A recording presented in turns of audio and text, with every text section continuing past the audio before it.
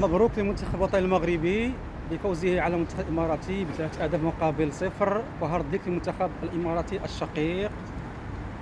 وأنا قد أخبرتكم بأن المنتخب الوطني المغربي سيفوز بالمقابلة، وهذا ما وقع. نحن لسنا بساحرين ولا كهنة، بل التوقعات وبس. فمبروك مبروك للمنتخب الوطني المغربي، أدى مباراة قوية جدا جدا. والمباراة الثانية إن شاء الله بعد قليل ما بين السعودية والأردن.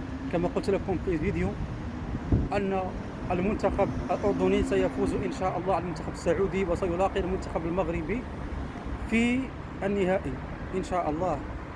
ألف ألف مبروك. لا تنسى نشر المقطع وإعادة اللايك، وحفظكم الله. كان معكم ملك التوقعات، نعم، حياكم الله.